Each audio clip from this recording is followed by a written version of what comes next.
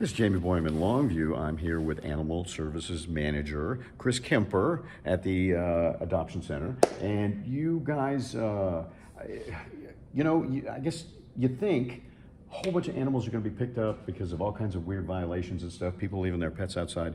But that really didn't happen that much during the cold, did it?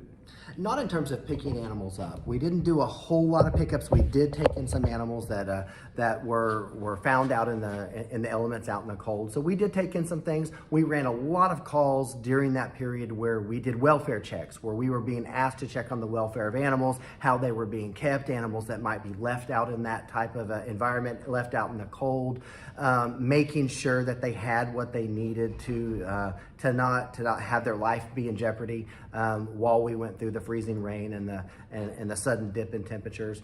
So it wasn't a lot of picking things up as much as it was running around just checking on things, and we did dozens upon dozens of those. Okay, all right, and there were a few animals that were chained up that you guys discovered in Longview yesterday, and you went ahead and picked them up as a precaution, right? We did, and in some cases, if we go out and we have certain circumstances that would allow us to remove animals in a situation where their health may be in jeopardy, that is something we do. We picked up a couple yesterday where there was a house fire and the animals needed to be removed, not just because of the temperatures, but because of the owner being displaced due to the house fire. And I believe, may have been transported, may have had some injuries. There was several things going on, so we took in the animals temporarily so that we could care for the animals while the rest of that was being sorted out. And now I think those animals are going to get to go back home. Okay, and so, but there is a law about chaining up your animals, right? There is. In the last legislative session, they changed the rules about keeping animals out on tethers, and there are some specific requirements now that you have to meet that Texas didn't previously have. You have to chain your animals up or tether your animals up in a certain way. The tether has to be a certain length. They have to have a certain degree of movement. The big thing is that now all animals must have access to shelter, and it has to be shelter that's up off the ground, the animal can fit into, can turn around in, protects them from heat, protects them from cold. And that's not something that previously in Texas, shelter wasn't defined the way it is now. There's also some other rules about when we have weather warnings. So we go into a time where we have weather warnings, whether we're on the top end of it with extreme heat or whether we're on the low end of it with freezing rain and freezing temperatures like we just had, where you're supposed to make sure your animal has been moved into an area where it's out of those elements.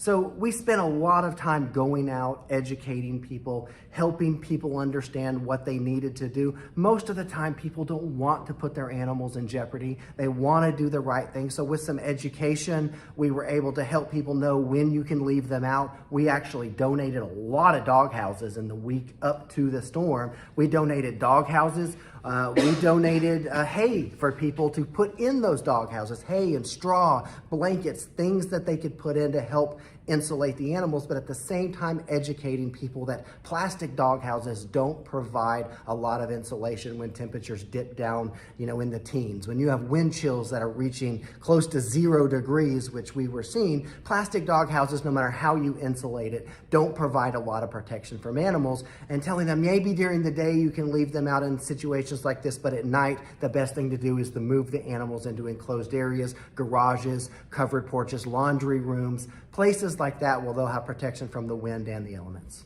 Okay, and you were telling me that you guys actually rescued a dog that had a little trouble with some frozen water.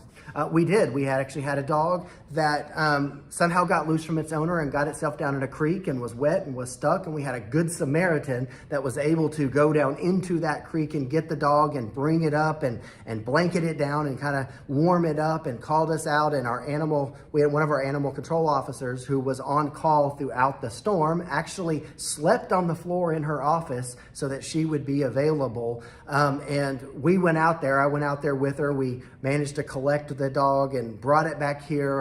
Our doctor went over the dog, made sure the dog was healthy, was going to be okay. One of our other staff members who was here during the weather actually recognized the dog from a social media post that was missing that had a frantic owner looking for it. We were able to message that owner and get a hold of her and get her on the phone. And then staff had kind of carpooled to work because of the roads, with several of us with four-wheel drive vehicles. So on their carpool home in their Jeep, they just took the dog with them and delivered it back to the very, very appreciative owner. And it was one of those stories where we really had a happy ending. And it's one of those things that could have been very different based on the weather and based on the circumstances. But in this case, we had a really good happy ending with a dog that was rescued and returned back to a very, very grateful owner.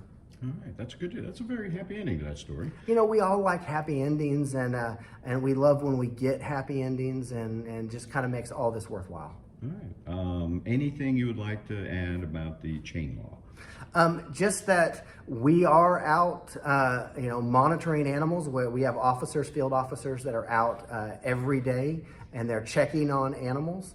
And they are out there doing education. They're trying to bring people into compliance, but reminding people that after the fact, if an animal does die because it was improperly kept due to cold weather, that there can be a criminal penalty. It can be anywhere from a Class A misdemeanor to a felony. It could be something that lands you in jail.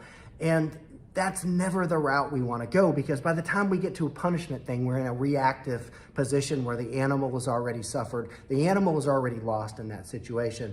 Our goal is to prevent being in those circumstances, but with all of the prevention, all of the dog houses we've given out, all of the hay we've given out, all of the education, if you don't take those or heed that advice and your animal suffers, there could be severe consequences to it. And we hope no one and no animals end up in that position. Yeah, and unfortunately that has happened in Longview before. It has happened several times in Longview before, and we luckily have a really good police department, a great district attorney's office that is willing to prosecute those cases. Luckily, in this cold snap, we didn't have any of that. We were able to prevent that, and we have great prevention programs and great people who have invested in prevention. And in this particular case, over this cold snap, those prevention efforts worked. Yeah, and of course the snow and ice is pretty much gone at this point, but it's still cold coming. It's still cold. It's going to get cold again. We're really only in the middle of January, so we really haven't even gotten to the coldest time of the year in Texas.